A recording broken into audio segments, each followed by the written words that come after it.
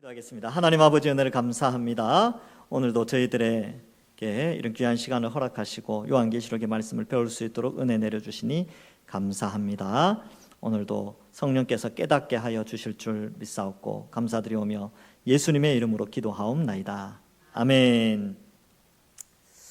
네, 오늘 요한계시록 3장 14절에서 22절 지난주보다는 좀 짧습니다. 그래서 우리 함께 살펴보도록 하겠습니다. 우리 한 절씩 교독하겠습니다. 제가 먼저 읽겠습니다. 라오디게아 교회의 사자에게 편지하라. 아멘이시오 충성되고 참된 증인이시오 하나님의 창조의 근본이신 이가 이르시되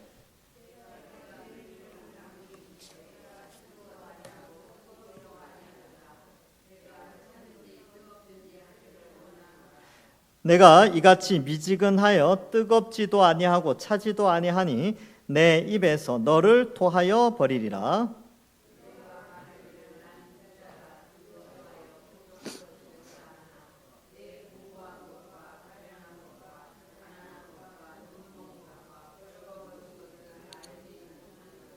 내가 너를 권하노니 내게서 불로 연단한 금을 사서 부요하게 하고 흰옷을 사서 입어 벌거벗은 수치를 보이지 않게 하고 안약을 사서 눈에 발라 보게 하라.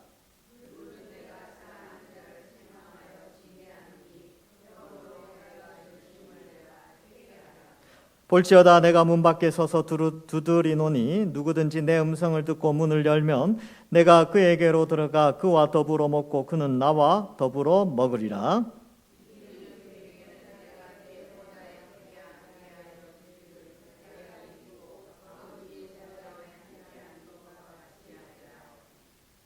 다 같이 읽겠습니다.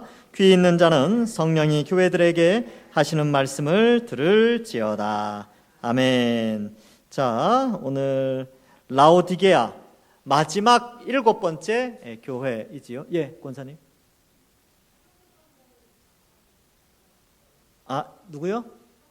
예, 알고 있습니다. 예.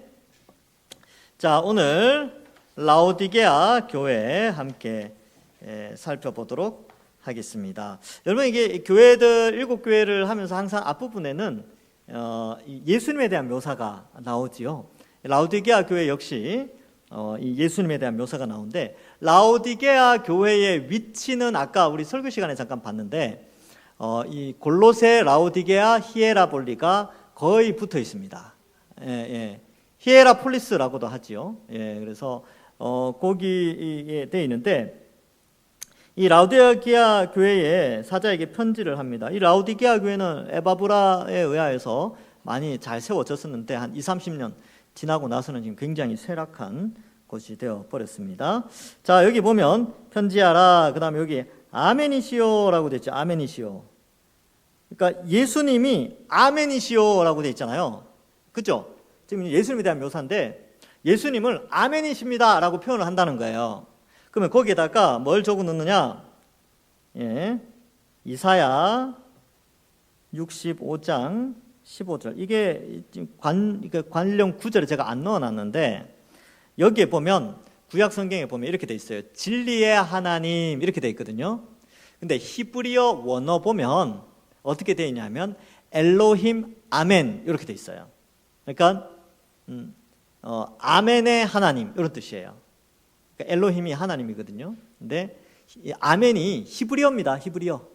히브리어로 아멘이에요. 그래서 이 진리의 하나님이라고 이제 우리 번역에서는 개역개정에서는 하나님을 진리의 하나님으로 표현했는데 히브리어 원어에는 엘로힘 아멘 이렇게 돼 있어요. 그러니까 하나님에 대해서만 아멘이라고 표현하거든요. 근데 지금 여기에 누구를 아멘이라고 이야기를 해요? 예수님을 향해서 아멘이라고 하시잖아요. 이건 뭘 의미하냐면 예수님이 바로 하나님이시다, 신성을 가진 성자 하나님이시다라는 것을 표현하고 있습니다. 자, 그래서 아멘이시오. 그러니까 이제 번역 그대로 하면 진리이시오 이런 뜻이거든요. 진리이시오인데 근데 여기는 그대로 아멘이시오라고 해버렸어요. 자, 보겠습니다. 아멘이시오 충성되고 참된 증인이시오 이렇게 되어 있죠. 그래서 하나님의 말씀에 충성스럽게 변하지 않고 참된 증인이 되셨죠. 여러분, 이 예수님도 유혹이 많았어요. 그죠? 그 사역 초반에 마귀가 40일 금식한 예수님 찾아와가지고 그 세 가지 유혹하잖아요. 그리고 마지막 십자가 앞에서 겟세마네에서는 어땠습니까? 십자가를 피하고 싶은 유혹이 있었죠. 사람이었으니까. 그런데 어때요? 충성되이 하나님의 뜻에 순종하게 되지요. 충성되고 참된 증인. 뭐 당연히 참된 증인이죠. 부활의 참된 증인. 예수님만큼 정확한 증인이 어디 있습니까? 야, 봐라, 나 부활했어. 이거 진짜 참된 증인이죠. 그래서 부활의 증인인데 예수님 그 자체가 참된 하나님의 뜻을 전달하시는 분이십니다. 그래서 뭐 1장 5절에도 이 표현이 나왔었어요. 참된 증인이신 예수님. 그래서 그 다음에 이제 창조의 하나님의 창조의 근본이시다. 이 시작 이런 뜻인데 시작이라고 표현하기는 좀 너무 약한 표현이긴 합니다. 아르케 뭐 이렇게 되는데 아르케카이 텔로스 시작과 끝 이런 의미로 신에 대한 표현인데 이 근본이라는 표현을 예수님께 쓴다는 것은 예수님이 바로 그 시작 모든 것의 만물의 시작점에 있는 신이시다 이런 뜻입니다. 그래서 이걸 근본 있죠. 시작 시작이라고 표현할까요?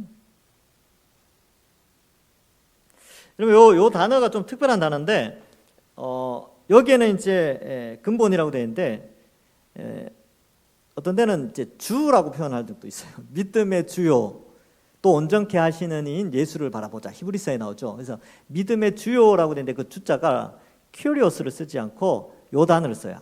아르케라는 단어를 써요. 믿음의 시작, 믿음의 근본이시요 이런 뜻이에요.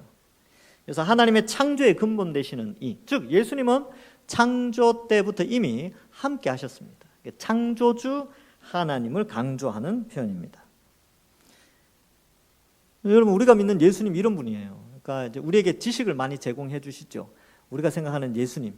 처음에 예수님 믿을 때는 복 주시는 예수님. 뭐 이 정도 생각했다가 죄의 형벌을 대신하셨구나. 그분이 성자 하나님이라고 불려지는구나. 뭐 이렇게 점점 알아가면서 여기는 창조의 근본 되시는구나. 뭐 이런 것도 이제 계속 알아가는 거예요. 자, 15절. 내가 네 행위를 안다. 여러분 이 라오디게아 교회는 칭찬이 하나도 없어요. 예. 앞에 6개 교회는 그래도 칭찬할 게 좀 있었거든요. 이게 2교회는 칭찬만 있고 나머지 4교회는 칭찬과 또 회개할 것들을 지적하는데 라오디게아 교회는 칭찬할 게 하나도 없었어요. 좀 안타깝죠. 근데 제가 말씀드렸잖아요. 이 7개라는 7이 완전 숫자인데 모든 것을 포함하죠. 그러니까 이 전 세계 교회를 이 7교회처럼 여기시면 돼요. 근데 이 7교회가 같은 교회들이 있고 교회 안에 이 7개의 양상이 나타날 때도 있어요. 그죠? 그래서 이런 것들을 우리가 좀 생각하면 성경을 더 재밌게 볼 수 있습니다. 자, 내가 네 행위를 아노니 네가 차지도 아니하고 뜨겁지도 아니하다. 차든지 뜨겁든지 하기를 원하노라. 이렇게 되어져 있지요. 여러분 이 차고 뜨겁다라는 표현을 여기서 썼는데 요거를 여러분들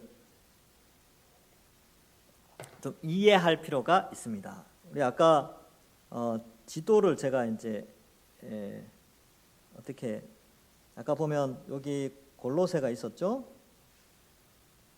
그 다음에 요쯤에 라오디게아가 있었어요. 라오디게아. 그 다음에 요쯤에 히에라볼리. 이렇게 있었단 말이죠. 자, 지금 라오디게아 교회를 하고 있어요. 근데 여러분 이 골로새 교회는 식수로 유명합니다. 식수. 근데 이게 찬물이에요. 그래서 찬물을 시원하게 마실 수 있는 데가 골로새. 히에라볼리에는요. 여러분 이게 여기 터키 여행 가시면 여기에 온천이 발전해 있습니다. 온천. 뜨거운 물. 뭐 했습니까? 목욕하는 데 좋아요. 그래서 온천에 들어가서 몸을 씻는 역할을 하거든요. 그럼 라오디게아 교회는 라오디게아 지역의 물은 미지근해요. 그래서 석회질이 많습니다. 못 먹어요. 그리고 먹으면 다 뱉어냅니다. 여러분 제가 이제 여러분들 이렇게 저도 유럽에 딱 한 번 가봤는데 유럽에서 파는 물 있잖아요. 생수. 그 플라스틱 통에 생수 넣어서 팔잖아요. 그거 한 3, 4일 지나면 제일 밑에 가루 같은 게 깔려져 있어요. 다 석회물. 우리나라 물이 최고라니까요. 우리나라 물 며칠 놔둬도 먹잖아요. 근데 걔는 뚜껑 짜가지고 이렇게 오래 놔두면 한 3, 4일 지나니까 밑에 가루가 생기더라고요. 석회질이 있어가지고. 근데 그것도 다 돈 주고, 비싼 돈 주고 사 먹어요. 그래서 유럽에서 비싼 돈 주고 비싼 그 물 같은 거 있잖아요. 우리나라 800원짜리 500원짜리 물보다 질이 안 좋습니다. 뭐 제 생각이 그렇다는 거예요. 그러니까 비싼 물은 그런데 어쨌든 저는 우리나라 물이 제일 깨끗한 것 같긴 한데, 이 라오디게아에 나는 물이 그래요. 마실 수 없는 물입니다. 이때 당시에 뭐 정수기 기술이 있었겠습니까? 냉장고가 있었겠어요? 뭐 얼음을 저장하는 기술이 있었겠습니까? 그래서 물을 어디에서 갖고 오느냐면 이 골로새에서 수입하고요. 뜨거운 물을 히에라볼레에서 갖고 와서 목욕물로 썼습니다. 근데 뜨겁거나 차갑지 않은 물은 라오디게아 지역에서는 쓸 데가 없었어요. 예. 지금이야 뭐 기술을 개발해서 정수해서 쓴다고 하지만 그때는 그런 기술이 없었습니다. 그러니까 이걸 잘 알고, 라오디게아 사람들이 이거 잘 알고 있었어요. 차든지 더웁든지 하라. 차면 물 마실 수 있고 더우면 목욕물을 쓸 수 있는데 미지근하면 먹기도 어렵다. 그래서 어떻게 돼요? 내가 차지도 아니하고 뜨겁지도 아니하고 차갑든지 뜨겁든지 원한다. 골로새 교회 물처럼 아니면 히에라볼리 온천물처럼 그렇게 하든지. 이건 뭐냐? 16절에 미지근하여 뜨겁지도 아니하고 차지도 아니하니 내 입에서 너를 토하여 버리라. 실제로 이 미지근하여지면요, 이 찬물이 미지근해지면서 가루가 생겨요. 그래서 넣었다가 뱉어내 버립니다. 그러니까 이런 것들을 좀 이제 라오디게아 사람들이 이 표현, 하나님의 요한을 통한 이 표현을 쓰면 쏙쏙 들어오는 거예요, 머릿속에. 이게 뭘 의미하는지 아는 거예요.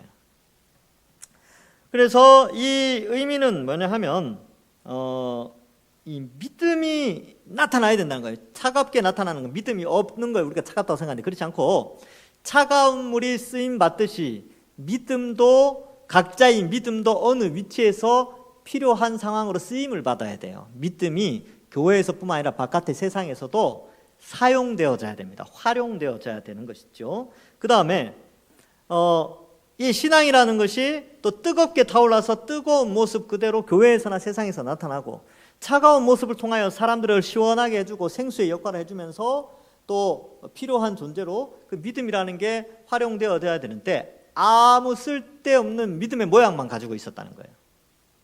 그러니까 월요일부터 토요일까지는 예수 믿는 사람인지 세상 사람인지 구분이 안 가게 그냥 그렇게 살고, 그냥 라오디게아, 옛날에 뭐 에바브라라는 사람이 여기 우리 교회 세워놨는데 우리 엄마 아빠가 교회 다녔으니까 나도 이제 다녀야지 하고 그냥 다니고, 그냥 이제 앉아 있다가 월요일부터 토요일까지 그냥 아무 생각 없이 살다가 찬물도 뜨거운 물도 아니에요. 뭐 쓰임 받는 그 믿음이 사용되거나 그런 게 없어요. 그냥 그렇게 미지근한 석회물처럼 그렇게 되어져 버렸다라는 것이죠.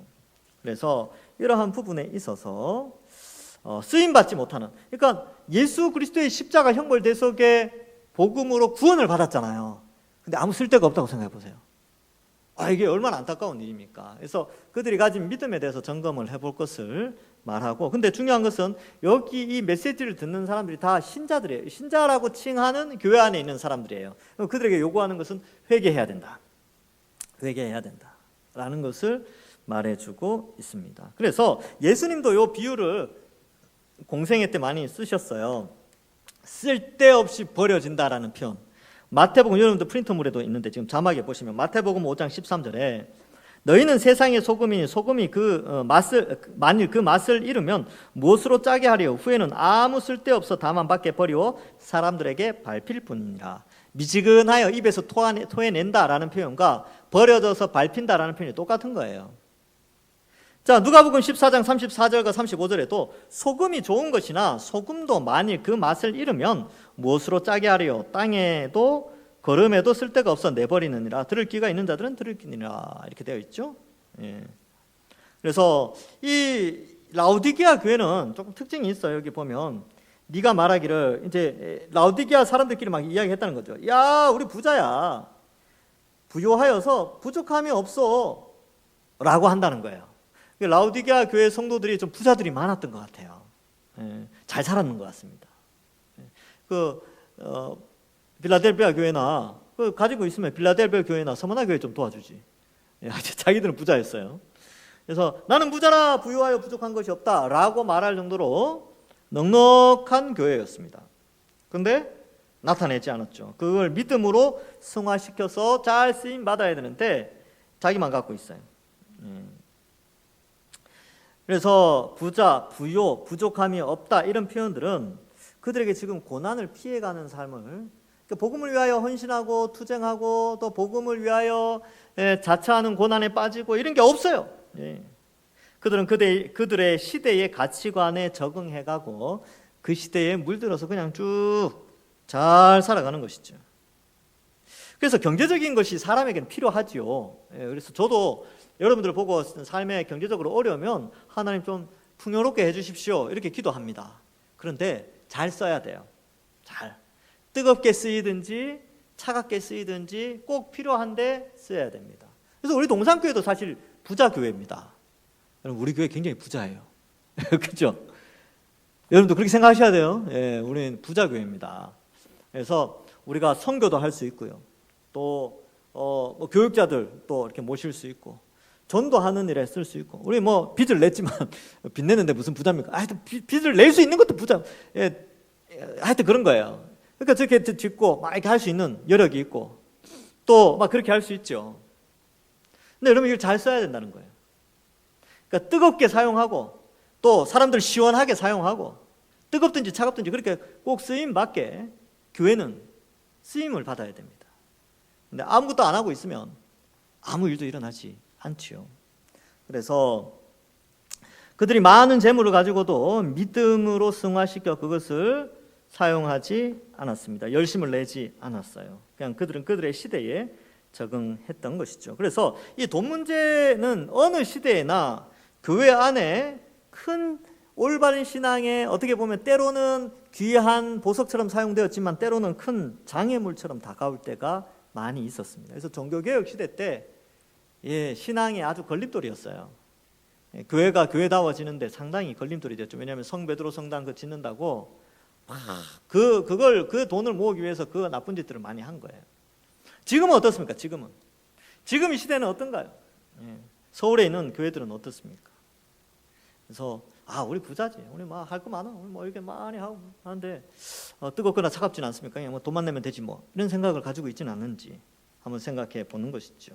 그래서 이 돈 문제에 있어서 라오디게아는 부족함이 없으므로 이것으로 타협을 하고 있었다라고 봅니다. 그래서 부끄러움이 많았죠. 이게 공고한 것, 가련한 것과 가난한 것, 눈먼 것, 벌거벗은 것을 알지 못해요. 그래서 이들이 늘 부자라고 생각하는데 정말 정작 자기들이 알지 못했던 것은 그들은 공고한 것을 알지 못했습니다. 이 공고하다라는 뜻은 처참하다 이런 뜻입니다. 처참한 상황을 알지 못해요. 그 다음에 가련한 것, 이 단어도 역시 뭐 가련한 거 진짜 불쌍한 거예요. 비참한 상황 이런 걸 표현합니다. 이게 처참하죠. 처참, 비참 뭐 이런 걸로 이제 다 비슷한 말이죠. 그다음에 부자라고 하는데 실제로는 가난하다는 거예요. 영적으로 가난한 거죠. 돈은 많은데 신앙에 있어서는 아주 연약한 상태. 그런 상태를 표현하고 있습니다. 눈이 멀었어요. 왜요? 돈에 눈이 밝으니까 신앙에 눈이 멀어버렸어요. 그 상황을 설명합니다. 여러분 이런 거 많이 볼 수 있죠. 뭔가에 눈먼 사람들 본 적 있습니까? 눈먼 사람들. 제가 게임에 눈먼 사람들 몇 번 봤습니다. 이 사람들은 교회 와도 계속 게임 생각하고 교회 땡 맞히자마자 PC방으로 가서 게임하고 그런 사람이 있었어요. 예전에. 눈은 떠 있는데 눈이 먼 거죠. 뭐에 밝아요? 게임에 밝아요. 그리고 이런 경우 있잖아요. 여러분들도 마찬가지예요. 교회는 앉아 있는데 계속 딴 생각하는 거죠. 그러니까 뭐 주식 생각하든지 비트코인 뭐 요즘 그런 거 합니까? 하여튼 뭐 그런 거 생각하든지 부동산, 재테크 계속 이런 돈과 관련된 걸 계속 생각하고 있는 거예요. 예배 시간에도 생각하고 어디 가서 그런 데만 이제 몰리고 하여튼 그런 걸 막 쫓아가는 거예요. 그러면서 눈이 멀게 됩니다. 그래서 세상 사람들은 저 사람 경제에 굉장히 밝아. 아주 이렇게 돈에 움직이면 굉장히 눈이 밝고 똑똑해 라고 하지만 성경은 뭐라 그래요? 눈이 멀었다. 돈에 눈이 먼 거죠. 세상에 향락에 눈이 멀고 그런 거예요. 그래서 이 눈을 멀게 하는 것들을 조심해야 됩니다. 벌거벗은 것. 여러분, 벌거벗은 거는 굉장히 수치스러운 것이죠. 저는 한 번씩 꿈을 꿉니다. 꿈에 여러분도 그런 꿈 꾼 적 없어요? 팬티만 입고 돌아다니는 꿈. 제가 진짜 꿈에 정말 아찔한 꿈을 한 번씩 꿔요. 교회에 왔는데 양복을 입고 있는데 바지를 안 입었어. 꿈에 딱 깨고 나면요, 식은땀이 흘러요. 수치심 때문에. 얼마나 부끄러운지 몰라요, 꿈에서. 그래서 깨고 나서는 정말 다행이다. 하나님 감사합니다. 그 꿈 꾸고 나면 하나님 감사합니다. 진짜 그래. 왜? 옷을 입지 않았다는 것은 엄청난 수치예요. 근데 더 불쌍한 건 뭐냐면 그걸 몰라요. 그 부끄러움을 모르는 거죠. 부끄러움을 알면 옷을 입겠죠. 그렇죠? 얼른 집에 가서 옷을 입어야 될 거 아닙니까? 근데 이 라오디게아 사람들은 그 부끄러움이 없었어요. 자신들이 옷을 벗었는데 믿음의 옷 이런 걸 다, 그리스도의 옷 이런 거 다 벗어버리고 그냥 빨아벗고 다니는데도 부끄러움이 없는 거예요. 세상에 그냥 다 젖어 사는 거죠. 그래서 이걸 알지 못한다. 지금 5가지 이야기하죠. 공고한 것, 가련한 것, 가난한 것, 눈먼 것, 벌거벗은 것. 이걸 알지 못했죠. 5가지 무지. 예. 그래서 이러한 것들, 상황들을 지금 잘 설명해 줍니다. 그래서 어떻게 권하죠? 내가 너를 권한다. 자, 이제 이야기하는 거 잘 들어봐. 지금 이제 이 라오디게아는 꾸중 들을 일밖에 없으니까 이제 권하는 거 잘 들어야 돼요. 자, 불로 연단한 금. 그럼 이 금을 사야 된대요. 금을. 이걸 사야 돼요. 이 사람들 돈이 많기 때문에 사고 팔고 이런 거 잘 알거든요. 뭔가 산다는 것은 소유로 삼는다는 걸 알아요. 그러면 그들이 정말로 사야 될 것은 화려한 옷이나 음식이 아니라 불로 연단한 금을 사야 되는데 이게 다 지금 비유예요. 비유. 부요하게 해야 됩니다. 이제 이 금을 사야 돼. 이 금. 이 금은 눈에 보이는 실제적인 24K, 18K 이 금이 아니고 이 뭐겠습니까? 지금 이거는 믿음이겠죠. 믿음. 그래서 여러분들 그 프린트물에 보면 요 18절의 관주로 해가지고 베드로전서 1장 7절이 나와요. 너희 믿음의 시련이 불로 연단하여도 없어질 금보다 더 귀하여 이렇게 돼 있죠.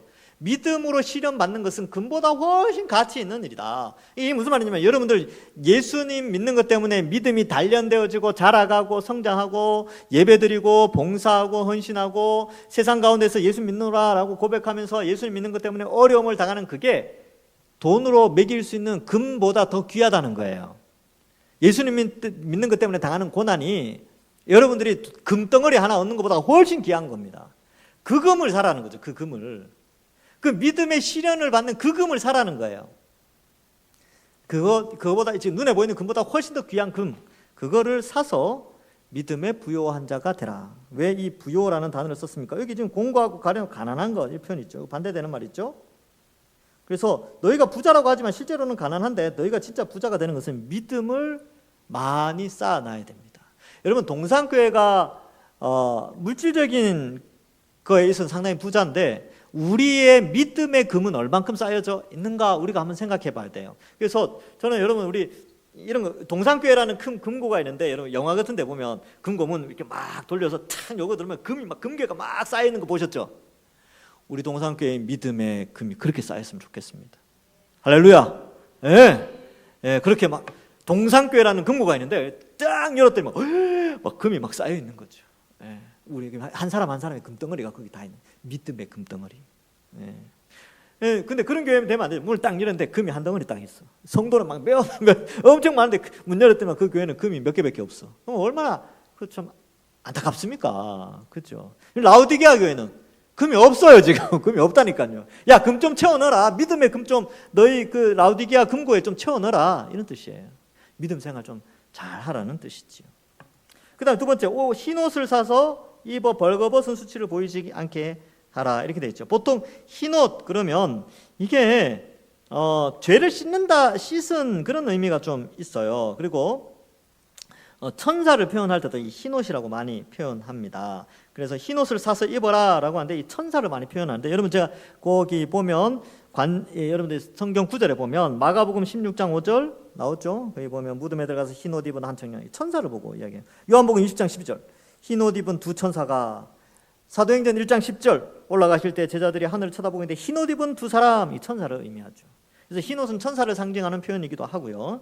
근데 여기서 흰 옷을 사서 입으라라고 할 때니까 천사가 되라 이런 뜻이 아니겠죠. 그러면 그럼 두 번째 의미는 뭘까? 요한계시록 3장 4절에 보면 그러나 사대에 그 옷을 더럽히지 아니한 자 몇 명이 있어 내게서 흰 옷을 입고 나와 함께 다니리니 이렇게 돼 있죠. 그러니까 예수님과 함께 다니는 성도의 자격을 의미합니다.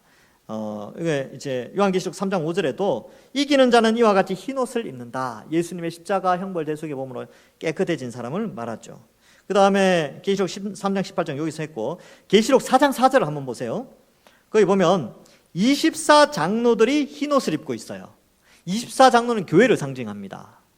자, 그 다음에 계시록 7장 9절에 뒤에 보면 셀 수 없는 큰 무리가 흰 옷을 입고 있죠. 24장로, 셀 수 없는 큰 무리 14만 4천 다 교회를 상징하는데 다 흰 옷을 입고 있어요. 왜요? 예수님의 십자가 보혈의 피로 죄가 씻겨졌기 때문에 그렇습니다. 그래서 계시록 7장 13절에 보면 장로 중에 하나가 응답하여 내게 이르되 이 흰 옷 입은 자들이 누구며 또 어디서 왔느냐라고 했는데 여러분들 그 나누어진 프린트물에는 지금 생략되어 있는데 거기다가 이렇게 써놓으세요. 계시록 7장 14절도 써놓으세요. 계시록 7장 14절. 그래서 같이 한번 읽어보겠습니다. 우리 자막을 계시록 7장 14절 같이 읽어보도록 하겠습니다. 시작. 내가 말하기를 내 주여 당신이 아시나이다 하니 그가 나에게 이르되 이는 큰 환난에서 나오는 자들인데 어린 양의 피에 그 옷을 씻어 희게 하였느니라. 아멘. 흰옷이 뭐냐면 어린 양의 피에 씻어서 깨끗하게 된 사람이 흰옷을 입은 거예요. 그게 누구냐면 예수님을 믿는 교회를 흰옷을 입었다라고 표현하죠. 그럼 여기서 봐요. 18절로 돌아가서 흰옷을 사라라고 되어 있죠. 이게 무슨 말이냐면 예수님을 제대로 믿으라는 거예요. 예수님 믿고 죄를 깨끗하게 씻어라 이런 표현이 흰옷을 사라라는 표현입니다. 그러니까 이게 금이 있어야 돈이 있어야 사잖아요. 옷을 사더라도 돈이 있어야 사죠. 그러면 그 돈은 뭐냐면 믿음의 돈이에요. 믿음이에요. 그러니까 믿음으로 흰옷을 사야 되는 거죠. 그러니까 이 믿음이 뭡니까? 예수 그리스도의 십자가 복음이죠. 그러니까 예수 그리스도의 십자가 복음을 믿음으로 말미암아 죄를 깨끗하게 하라 이런 뜻으로 흰옷을 사 입어라 이렇게 돼 있어요. 왜요? 벌거벗은 수치를 보이지 않게 하고 흰옷은 죄를 씻는다는 의미가 있죠. 뿐만 아니라 여기서는 수치를 씻어낸다라는 의미 혹은 수치를 가린다라는 의미가 있습니다. 그래서 그리스도를 옷 입고 이런 표현을 골로새서에서 표현 썼는데 수치를 가려주는 거예요. 예수님의 옷으로. 자, 그래서 이제 금이 나왔고요. 옷이 나왔죠. 그 다음에 안약이 나옵니다. 그래서 안약은 눈에 발라야 돼요. 지금 왜? 앞에 보니까 눈 먼 것 때문에 그렇죠. 벌거벗은 것은 흰 옷을 입어서 가능했어요. 그렇죠? 벌거벗은 것은 흰 옷은 것으로 됐고 눈 먼 것은 이제 자, 벌거벗은 것은 흰 옷, 눈 먼 것은 안약. 안약으로 눈에 발라 눈을 보게 하라. 이렇게 표현하고 있습니다. 이 안약은 뭐겠습니까? 예, 우리의 영적인 눈을 밝게 해주는 것. 요거는 이제 제가 조금 해석을 해봤는데, 요거 말씀 아니겠습니까, 그죠? 성경을 통해서 분별력이 생기잖아요.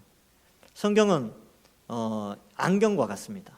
제가 이제 안경이 굉장히 눈이 나쁜데 이거 벗으면 사람 못 알아봐요. 예. 자, 여러분들이 누가 누군지 모릅니다. 근데 딱 끼면 밝히 보입니다. 명확하게 구분해내요. 누군지. 이게 안경의 역할인데 성경이 그 역할합니다. 성경이 없을 때는 잘 몰라요. 이게 그죠? 흔히 옛말에 된장인지 그건지 잘 구분 못한다 그러잖아요. 안경 벗으면 저도 진짜 구분 못해요. 근데 딱 끼면 구분하는 거죠. 그러니까 여기 이제 안약이 바로 그 역할을 하는데 이 말씀이 그 역할을 해요. 이게 이 세상의 것들이 무엇이 세상 세속적이고 하나님 기뻐하지 않는지 이게 구분이 가능해지는 거예요. 안약을 발라서 눈이 밝아지는 거하고 똑같게 됩니다. 그래서 라우디게아 너네 돈 많다고 그랬지? 그러면 이런 것 좀 사. 이런 아이템을 좀 사. 흰옷 아이템, 믿음의 금 아이템, 그 다음에 안약 이런 거 좀 사가지고 아이템 좀 잘 갖추어서 전투력 좀 상승했으면 좋겠어. 그걸 말씀하고 있는 것입니다. 자, 그 다음 볼까요? 그래서 성경을 좀 부지런히 살펴야 돼요. 여기 성경. 여러분 지금 이제 요한계시록 이렇게 공부하는 게 다 눈 밝아지는 안약 바르는 과정입니다. 오늘 약 바르러 오신 거예요. 자, 19절 보겠습니다. 물은 내가 사랑하는 자를 책망하여 징계하노니. 여러분 이거 중요하죠. 사랑하는 자. 지금 하나님은, 예수님은 라오디게아 성도들이 정말 믿음도 없고 연약하고 막 정말 형편없어 보이죠. 근데 어때요? 사랑하잖아요. 교회를 세웠고 에바브라를 통해서 어렵게 교회가 탄생했는데 얼마나 아끼겠습니까? 그래서 사랑하는 자들에게 어때요? 책망하고 징계하죠. 자녀들 잘못된 길로 가면 어떡합니까? 혼내지 않습니까? 혼내야죠. 저도 혼냅니다. 네. 그래서 막 혼내요. 야, 너 그렇게 하면 안 된다고. 그는 앞으로 이제 애가 살아가야 되니까 사회생활도 해야 되는데 그런 말이나 행동은 하면 안 돼. 교회 와서는 이렇게 하고 우리 얘 해야 돼. 이렇게 이제 혼낸단 말이죠. 그러니까 이 라오디게아 교회는 예수님의 피로 사신 교회예요. 예수님 피값으로 사셨잖아요.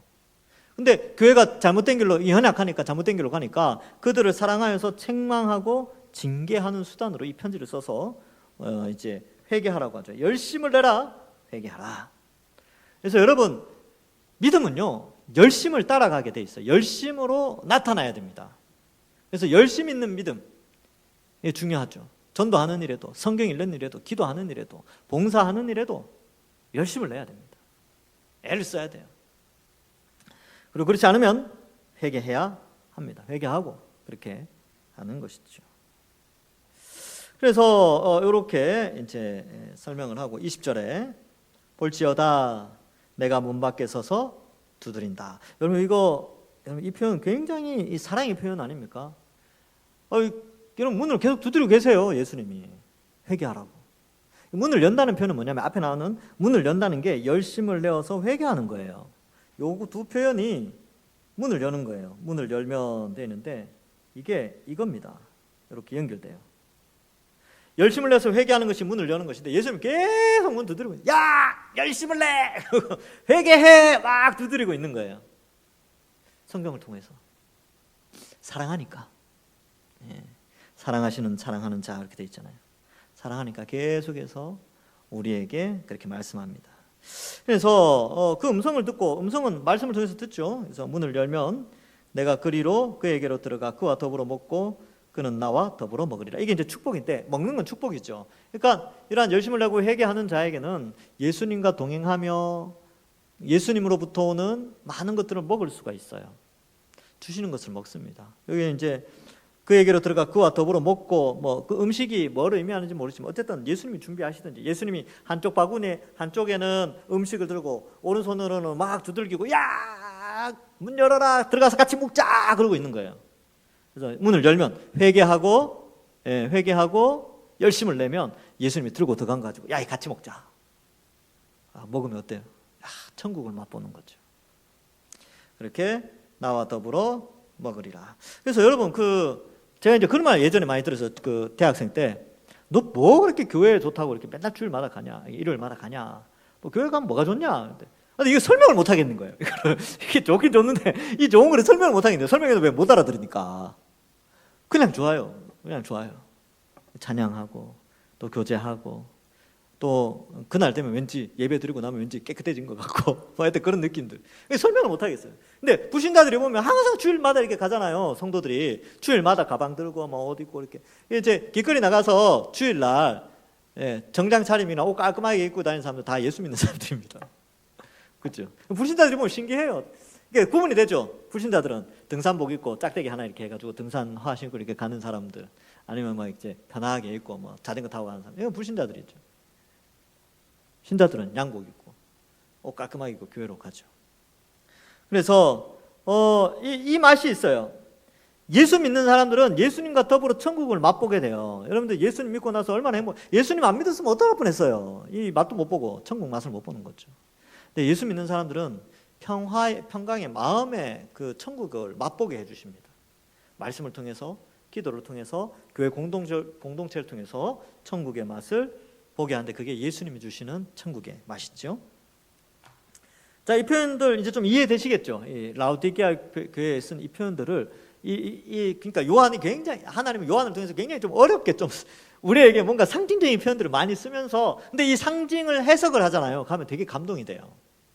그 시도 그렇지 않습니까? 그죠? 시도 이렇게 그러니까 좀 여러분 유행가 가사 세상 유행가 가사도요. 여러분 마음 짠하게 하는 가사들 있잖아요. 이제 어머니들 돌아가신 분들은 어머니를 사모하는 노래에 가는 이것도 세상 노래지만 굉장히 짠할 때가 있어요. 예, 그렇죠. 뭐 사랑하는 뭐 누구 이렇게 사랑의 노래 짠하잖아요. 근데 노래가 그 감축된 의미 속에 담겨진 이미지를 전달하고 교훈을 전달하고 감정을 전달하는데 굉장히 큰 역할을 하듯이 이 요한계시록에 나오는 이 상징들과 이 표현들을 통하여서 성도들에게 야, 너 예수님 믿고 믿음 생활하면 천국을 맛보면서 살아갈 수 있어. 이렇게 표현하는 거 하고 예수님이 지금 문 밖에서 문을 두드리고 계시고 그 문을 열면 들어가서 준비해 주신 것을 우리와 같이 더불어 먹는데 이 표현과 이 표현을 해석했을 때 다가오는 감격이 좀 다르지 않습니까? 전 좀 다르게 다가오던데요. 예. 그러니까 이런 감동이 있죠. 요한이 이런 것들을 잘 사용하고 있습니다. 자, 그래서 이 비유, 그래서 우리는 이미 믿고 귀를 기울이고 하나님의 음성을 듣고 문을 열어서 천국을 맛보면서 지금 그래서 맛본 삶을 사니까 이 저녁에 여러분 이 시간에 여기 앉아 있는 거예요. 예, 성경 알아가는 맛이죠. 자, 21절, 22절. 오늘은 좀 짧게 끝나겠습니다. 이기는 그에게는 회개하고 또 돌이키는 사람이죠. 열심을 내고 그에게는 내가 내 보좌에 함께 앉게 하여 주기를. 보좌에 함께 앉는다라는 이 표현이 있는데 이거는 예수님은 하나님 우편에 앉으셔서 만물을 통치하시는 왕이시죠. 근데 그 보좌에 함께 앉게 해주겠다, 왕노릇하게 해주겠다라는 것이죠. 그리고 이기고 아버지 보좌에 함께 앉는 것과 같이 하리라, 통치에 동참하게 해주겠다는 겁니다. 그래서 여러분 보세요. 그 관주에 보면 이제 여러분들이 나눠드린 구절에 보면 디모데후서 2장 12절 거기에 이렇게 기록되어 있습니다. 참으면 또한 함께 왕노릇 할 것이요. 우리가 주를 부인하면 주도 우리를 부인하실 것이라. 이거 이제 복음서에 계속 나오죠. 계시록 5장 10절에 5장 뒷부분에 가면 그들로 우리 하나님 앞에서 나라와 제사장들을 삼으셨으니 그들이 땅에서 왕노릇 하리로다. 여러분 땅에서 왕노릇 하죠. 지금 이미 왕노릇 하고 있지만 앞으로 새 하늘과 새 땅에서 왕노릇 합니다. 이거 이제 왕노릇 한다는 게 여러분 에덴 동산에서 아담과 하와에게 다스리게 하고라는 표현 있잖아요. 다스리게 하고 그 다스린다라는 표현이 관리하다 그런 뜻이 있는데 왕노릇과도 연결됩니다. 관리, 에덴 동산 전체를 왕이 되어서 관리하잖아요. 그때 그 다스림, 이것과 좀 연결돼 있어요. 그러니까 우리가 새 하늘과 새 땅이 되면 이 지구가 완전히 어떤 환경으로 바뀔지 모르겠지만 새 에덴으로 바뀌고 나서 우리가 그 땅을 관리하도록 하는데 그게 왕노릇이다. 하나님의 통치에 참여하게 되는 것이죠. 그리고 이 땅에서 그리스도의 초림과 재림 사이에 예수님이 이미 하나님 우편에서 이 만물을 다스리고 있잖아요. 누구를 통해서? 교회를 통해서. 에베소서에 보면 그렇게 나와요. 그래서 만물 가운데 교회를 예수님의 발 아래에 만물을 두고 교회의 머리 대신 예수님이 교회를 통하여 만물을 다스려요. 지금 우리는 이미 왕적인 왕노릇을 하고 있습니다. 그렇게 이해하시면 되죠. 그래서 천년왕국을 요한계시록 20장의 천년왕국을 그리스도의 초림과 재림 사이에 교회가 복음을 통하여 예수님의 사역에 동참하는 것으로 해석하는 이제 분들이 많이 있습니다. 저도 이제 그쪽 의견을 좀 주장을 하는데, 하여튼 그걸 또 다르게 해석하시는 분들도 있어요. 아니다, 이거 뭐 좀 다르게 해석하시는 분들도 있고, 이거는 그리스도의 초림과 재림 사이 기간이 아니라 재림 후에 어떤 천년이다 이렇게 또 주장하시는 분들도 있기도 합니다. 뭐 하여튼 의견은 좀 있을 수 있으니까요. 어쨌든 그렇게 좀 보고요. 그리고 계시록 20장 6절에 이제 그 천년왕국 아까 이야기했죠. 보면 이 첫째 부활에 참여하는 자들은 복이 있고 거룩하도다. 둘째 사망이 그들을 다스린 권세가 없고 도리어 그들이 하나님과 그리스도의 제사장이 되어 천년 동안 그리스도와 더불어 왕노릇 한다. 이런 표현을 쓰게 되지요. 이 요한계시록 22장 5절에 다시 밤이 없겠고 등불과 햇빛이 쓸데없이는 이는 주 하나님이 그들에게 비치심이라. 그들이 세세토록 왕노릇 하리로다. 이렇게 표현하고 있습니다. 그래서 천년왕국의 왕노릇, 천년왕국 후에 왕노릇 계속해서 하게 되는데 뭐 하여튼 이렇게 이해하면 됩니다. 그래서 저는 여러분 제가 나중에 20장 가서 설명을 하겠지만 저는 이 천년왕국이 그리스도의 초림과 재림 사이의 기간으로 봐요. 이게 이제 우리 총신에서 제가 배운 내용입니다. 우리 개혁주의 신학교에서 이걸 많이 가르치고 또 총신에서 하나를 더 가르치긴 해요. 역사적 전천년설이라고 해서 예수님이 재림하시고 천년왕국이 있고 그 다음에 천년왕국 전에 예수님이 재림하시고 천년왕국이 있고 뭐 하여튼 그렇게 하나님 나라가 완성되고 이게 역사적 전천년설 이렇게 표현할 때 그 두 개를 같이 이렇게 이제 살펴보고 있습니다. 자, 오늘은 여기까지 하도록 하겠습니다. 오늘은 조금 짧게 끝났습니다. 우리 다음 주부터는 이제 환상이라기보다는 이렇게 그 실제적으로 본 요한이 천국을 본 그런 내용. 다음 주가 4장인데 우리 김추성 목사님 오셔서 이 4장 굉장히 강조하셨거든요. 제가 자세히는 모르겠는데 아마 그 박사 학위를 이 4장 가지고 하신 것 같아요. 그래서 다음 주에 4장 한번 잘 살펴보도록 하겠습니다. 기도하고 마치겠습니다. 하나님 아버지 은혜를 감사합니다. 우리를 사랑하여 주시고 하나님 자녀 삼으셔서